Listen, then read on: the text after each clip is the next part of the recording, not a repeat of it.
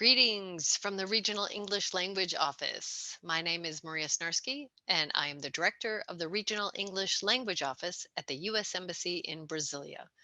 And I'm here today with my colleague, Elmara de Moraes, who is a Deputy Director of the office. Elmara, would you like to say a few words to open this session? Sure, Maria. Thank you so much for being with us. And as Maria mentioned, I am Elmara de Moraes. I'm the Deputy Director of the Regional English Language Office, and I'm here at the U.S. Embassy with Maria. We are kicking off a special series of conversations for 2022 to celebrate the 60th anniversary of the English Teaching Forum Journal. Forum for short, started back in 1962 and is a quarterly publication written for teachers and by teachers. If you are unfamiliar with Forum, it's available online as well as free and fully downloadable at americanenglish.state.gov. And today, we are very pleased to kick off, the special series with Isabela Villas Boas, right? With Dr. Isabela Villas Boas, who authored an article, okay, for English Teaching Forum back in 2011. Before we get into the details about this article, let me introduce you to Isabela by giving you some information about her background. Isabela Villas-Boas holds a master's degree in teaching English as a second language from Arizona State University and a doctorate in education from Universidade de Brasília. She is currently a managing partner at Troika. Before this, she was a corporate academic manager at Casa Thomas Jefferson in Brasília, where she worked for 34 years. Her main academic interests are second language writing, teacher development, leadership, and assessment. She has presented in various local, national, and international ELT conferences and published articles in journals and book chapters for over 20 years. Her latest book is Getting into ELT Assessment with Vinicius Nobre. She also supervises distance MA dissertations for the University of Birmingham. Okay, so now I'm passing the floor to Maria as she will start the interview with our dear guest, Isabela Villas Boas. All right, welcome, Isabella. Thank you so much for joining us.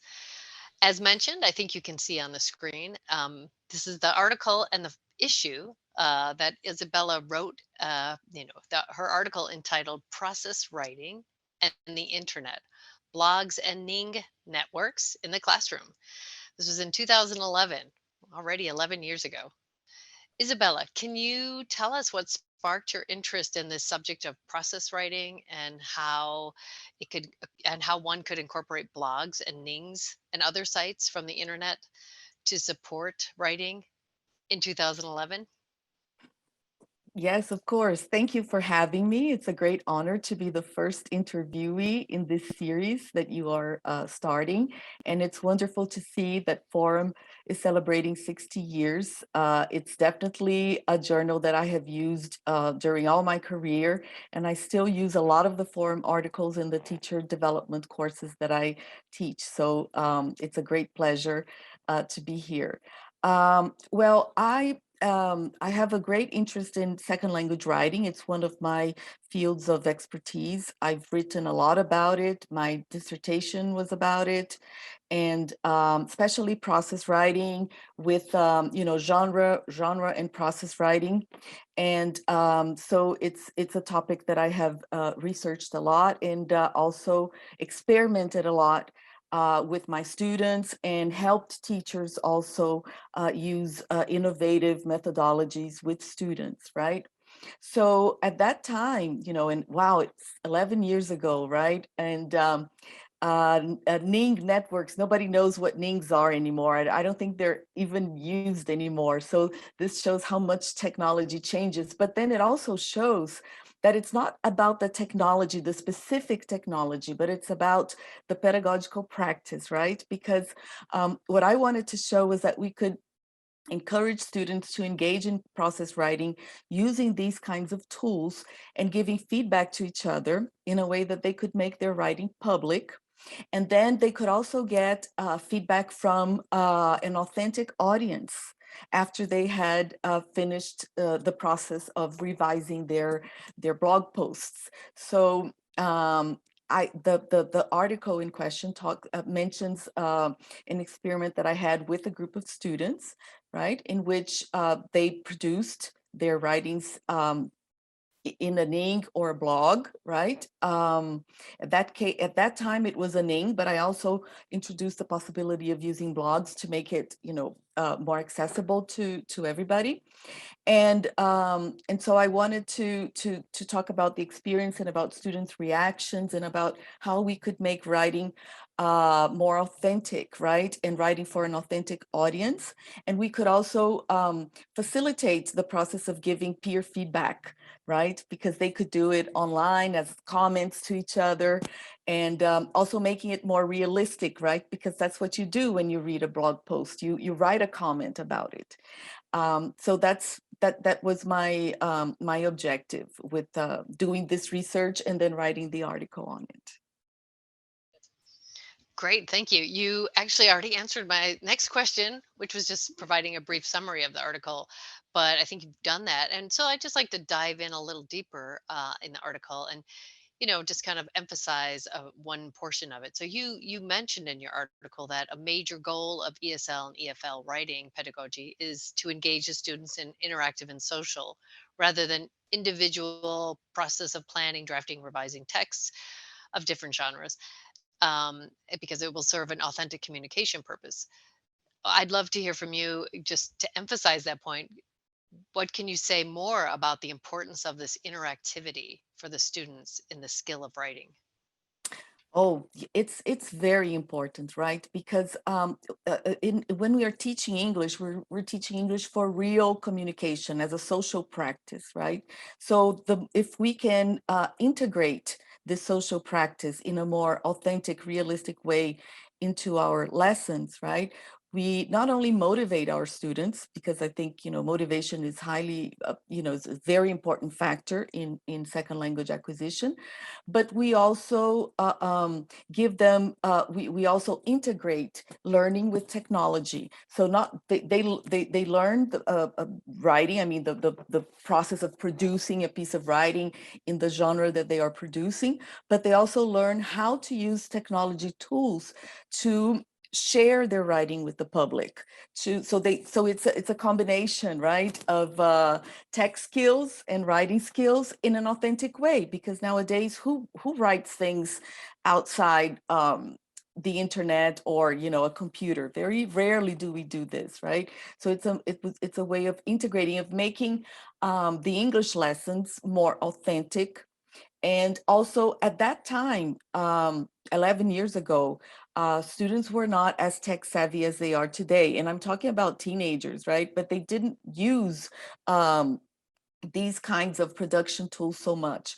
So it was also a spark of curiosity for them, right? Learning something new, not just writing, but writing for a purpose, and writing to share with other people, writing to share with a wider community. It's sometimes very hard for us to get other people to read our students' writing.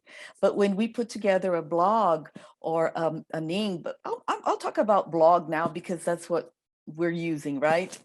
So when we put together a blog or some other kind of sharing mechanism online, we make the text available to many people. They have access. So in that case, for example, I encouraged my colleagues at school to visit the blog and write. I encouraged my colleagues to have their students from other groups visit and give feedback. And my focus was giving feedback on the content itself, right? To make it real, to make it realistic. So give feedback on the content, comment. And something else that I think is highly important is that we make this writing activity a multi-literacy activity, because they also have to work on the visual literacy. They choose pictures to go along with their posts. They choose font sizes. because they can so visual multiliteracies, right, is also a skill that is very important for in today's learning, right? It's one of the 21st century skills, right, that our students need. And so if we can bring that, right, if we can bring other skills into the writing class, or any class for that matter, we are um, motivating students, we are making their writing authentic, and we're also developing another skill that they will need. Great, thank you. So that, I mean, you've already mentioned this a little bit, like, oh, Ning, who maybe remembers Nings? But if you were to update the ideas in the article today, so what might you change? I mean, you said many things, of course, are still relevant, but is there something in particular you change if you were to rewrite it today? Well, I would definitely keep the blogs, because blogs are still, very popular, and they're growing more and more. People still use blogs, right? But maybe I would also add writing for podcasts, for example, because now, podcasts have become really popular. So they could write texts that could serve, as to be read in a podcast, and it's not so hard to put up a podcast series, for example, on the streaming services. So it's possible to do that, right? So I would try to vary. I think now we have other resources, so we can use other resources to vary the platform, and also the genre that the students are writing in, right?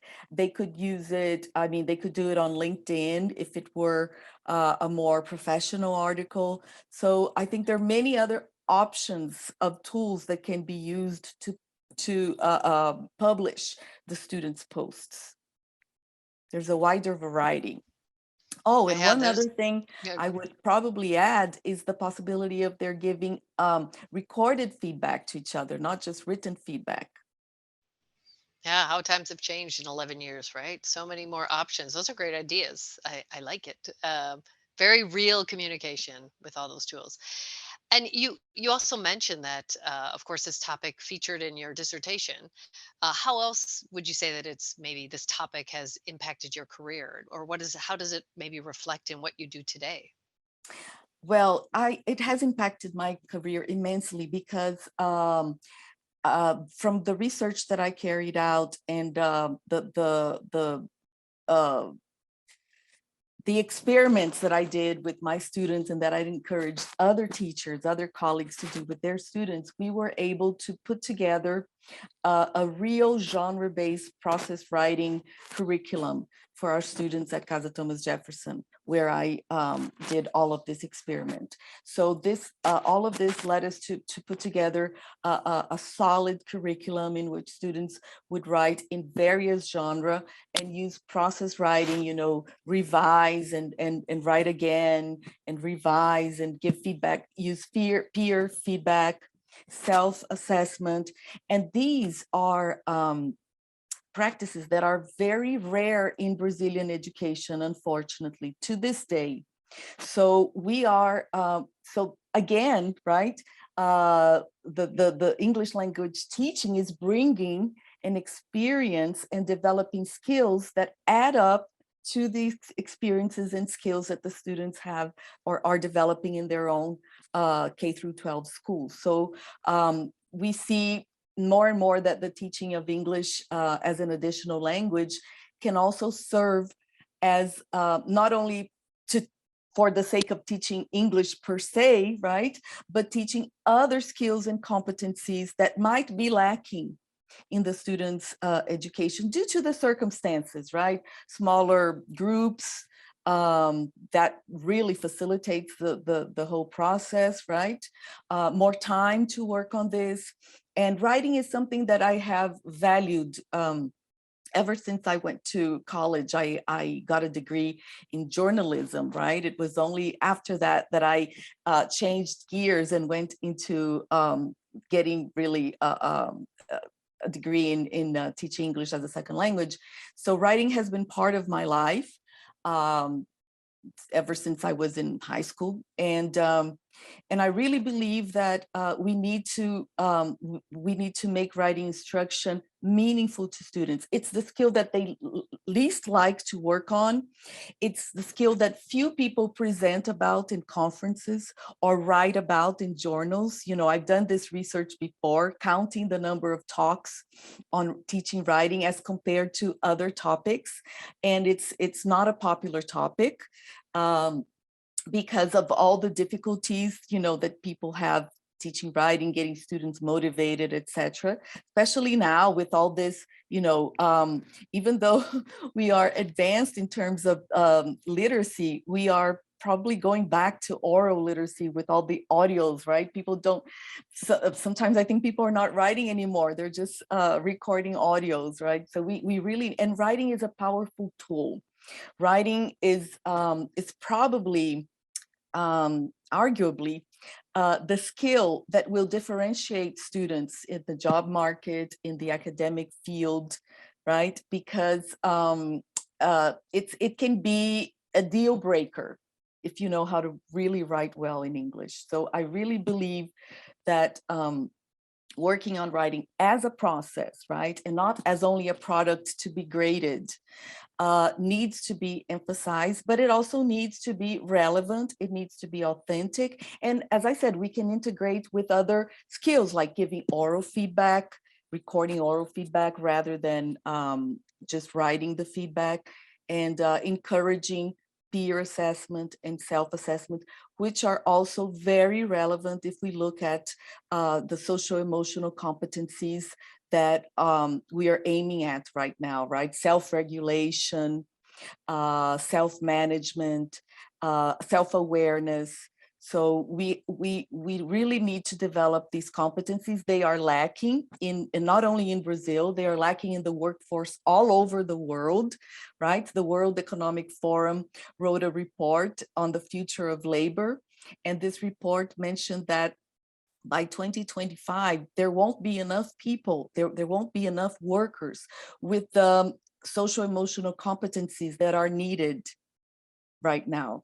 And the most lacking are exactly these competencies: flexibility, resilience, self-management, self-awareness. So when we work with process writing, with feedback, peer feedback, teacher feedback, student self-assessment, we are developing these competencies as well. Wow, thank you. Yeah, no, I mean, I think you hit it on the head with, it's difficult. Teachers have a hard time with writing in terms of just the amount of effort it is to give valuable feedback. So it's so important. I want to hand this over to Omada to continue the conversation on maybe another kind of level. So Omada, over to you. Yeah, so Isabella, I think you've gone way, way beyond, the article itself, in terms of the process of writing.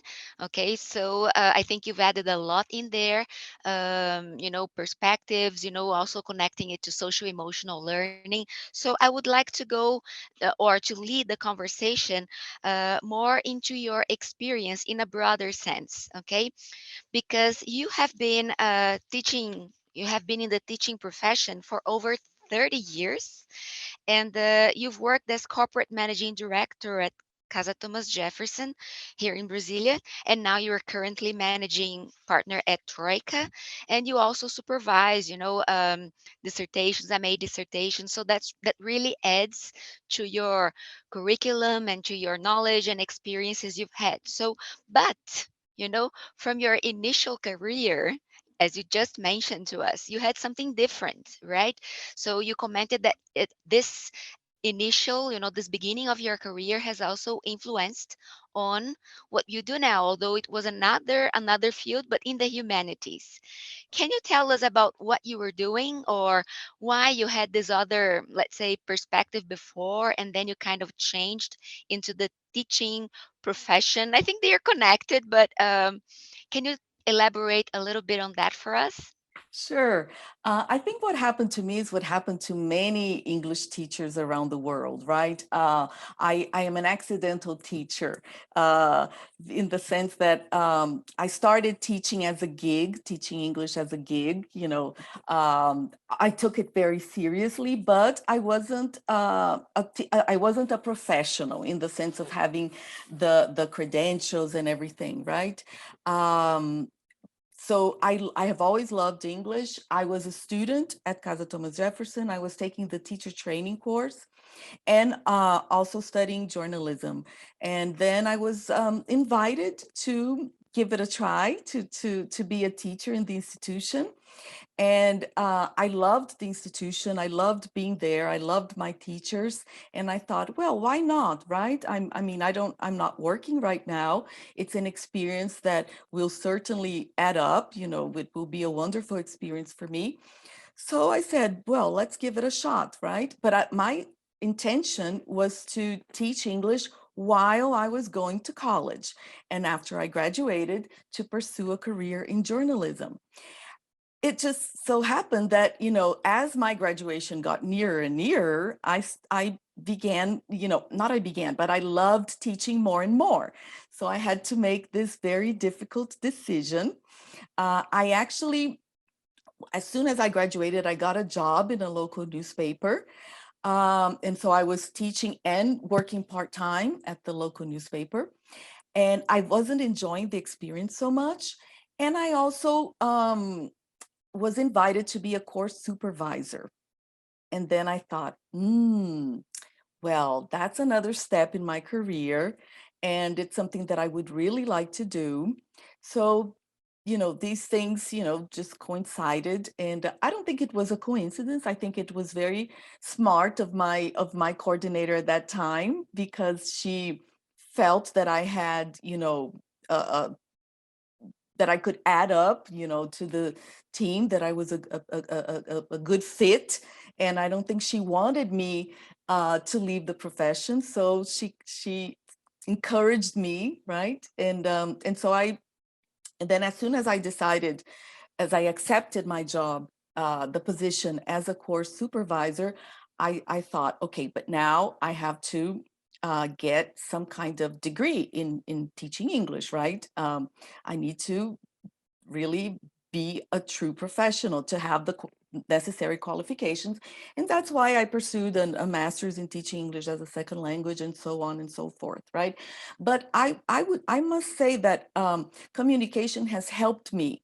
Having a degree in communication has helped me throughout my career, in public speaking, in writing, in knowing how to, and because when we study journalism, right, we're part of the communications department, so we also get involved in public relations, a little bit of advertising and marketing, right, and with writing and public speaking, we train, right, to work on TV, etc. So these are skills that have been very important for me throughout my career.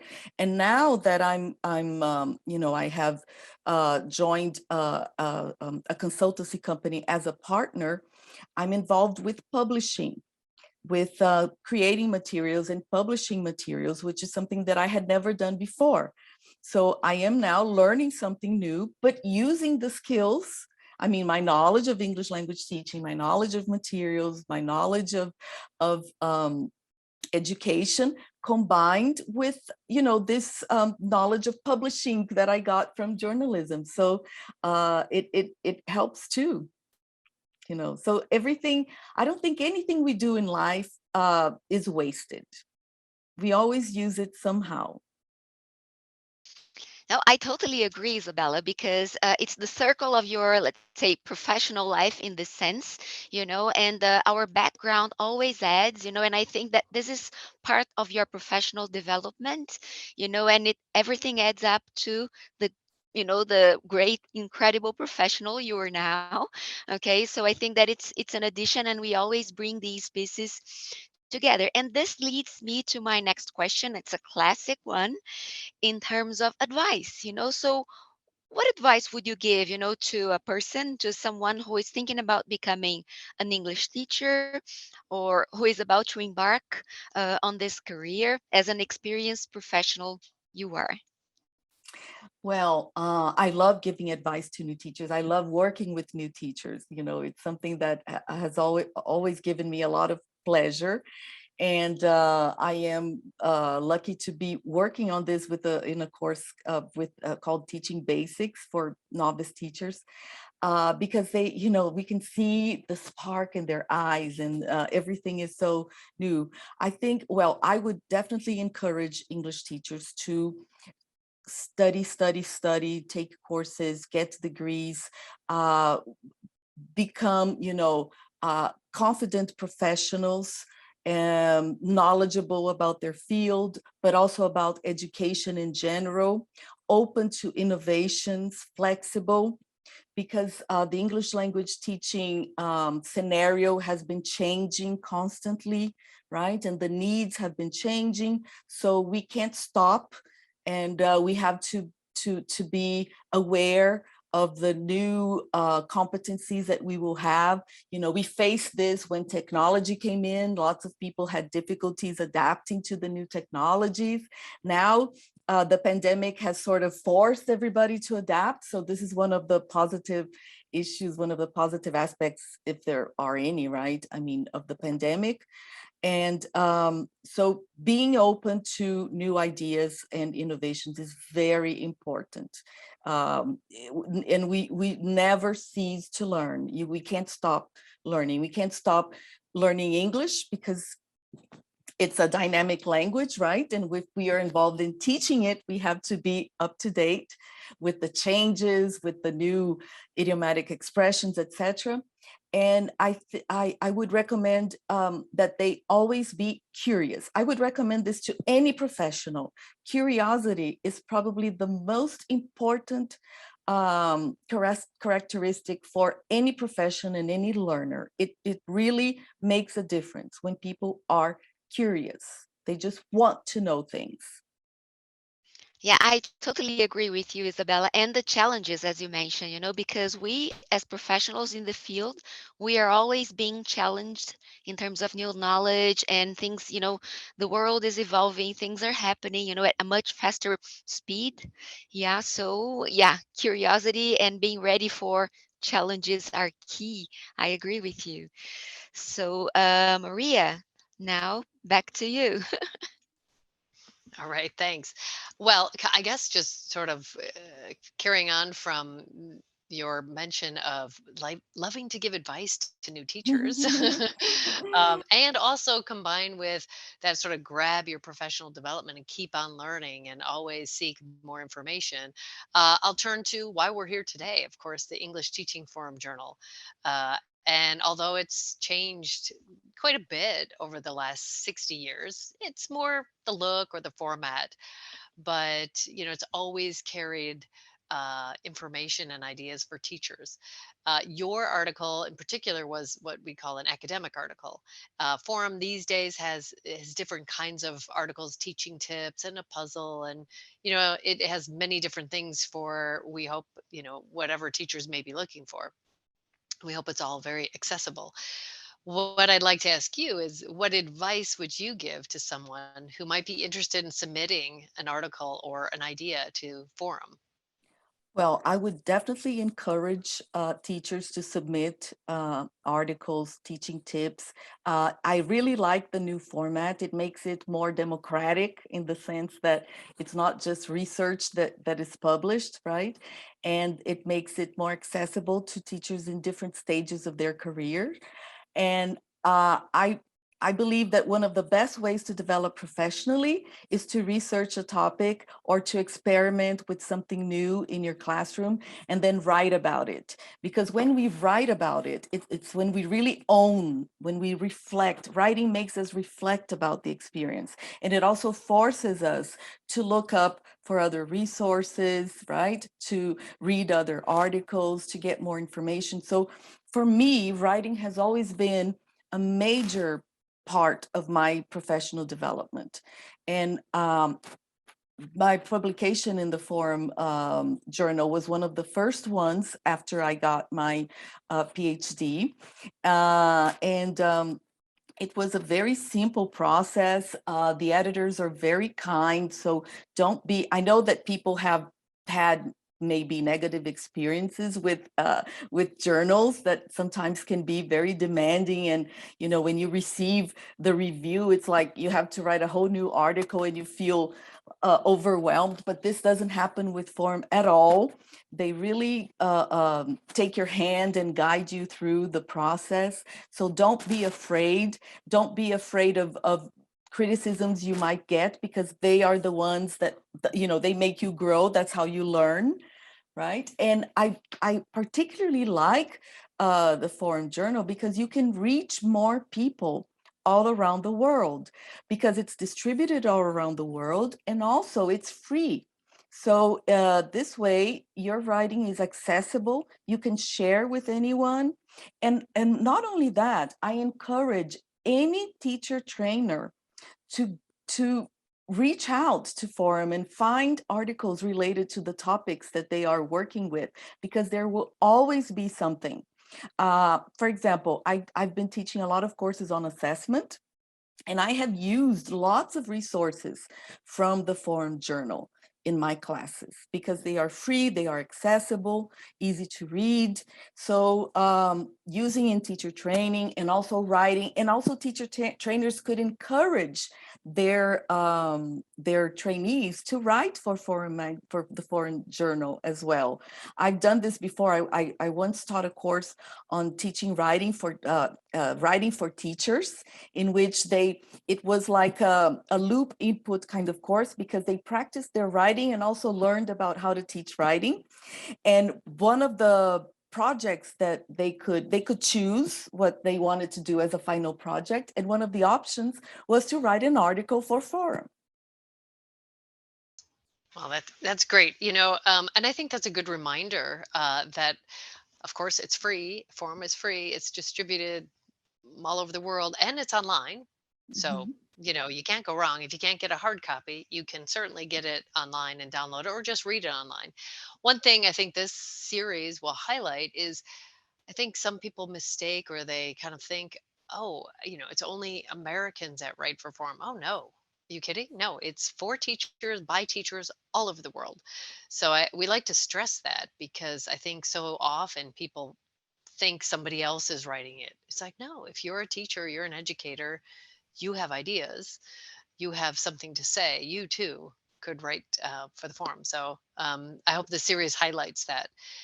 I guess going on to other resources that our office, the Relo office, has. In addition to Forum, we have many other things that are available. Some, they're also online and available and downloadable and free.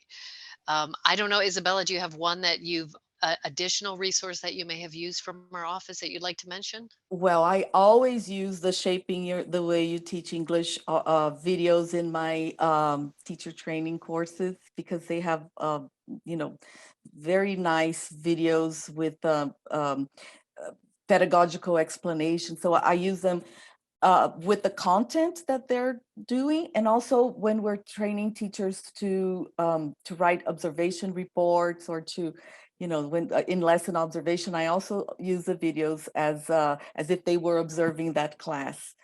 So they're very useful. They're very they're still very up to date. In fact, they're even more up to date now, because people are doing more content-based teaching, content language integrated teaching. So many of the videos there are more realistic now than they were when I started using them. Well, that's a great recommendation, because that is not a new resource, No. but as you say, it's still relevant. I think what I like about shaping is that you get inside a classroom in the United States, and you can see how a teacher is teaching. And some people may think, oh, well, my classroom is nothing like that, but you can get so many ideas from that series. So yeah, thank you for mentioning that. Wow. Well, we have had a great time talking to you. What I'd just like to say is, it's been an immense pleasure for us to talk to you about your article, to reconnect with you. You know as well as well, Ilmana, of course, that you've been a long contact for the Regional English Language Office. So it's so apt to have you as our first forum Brazilian forum author today and in the series. Um, I guess I'd just like to offer you a chance to say anything you may still want to say to those who are watching. If you have any other message. Well, congratulations on the anniversary of the Forum Journal. I hope, it you keep on having it for another 60 or many more years, and that also congratulations on the innovations that have been added. So it's been, keeping up with the new demands, etc. And I really encourage teachers. It is by teachers for teachers. So make sure you read the articles, or and that you write articles. If you don't feel comfortable writing alone, get a friend, get a colleague, and write together. Share, the load, but get your feet wet with writing. It's important. That's where, I mean, writing is eternal. You when you die, your writing remains, right? And people still hear your voice. So write. Wow, that's great. I appreciate that. Ilmara, did you want to add anything before we sign off today? I would just like to thank you, Isabella again, for sharing her experiences, her comments on her own article, and also perspectives for other activities that teachers can develop, and also all these, this development, professionally speaking, in terms of what we accomplished throughout, along our professional life and experiences. So thank you so much, Isabella. It was a pleasure listening to you, talking to you, and hope we have the chance to see another forum article by you again. Thank you so much. Thank you. Thanks for having me. All right. Well, happy 60th to Forum. I just want to leave you with that celebratory image. And thanks again, Isabella. We appreciate your time, your expertise, sharing your experiences. And we hope to, Thank of you. course, meet you again. All right. Thank you. Thanks, everyone. Thank you.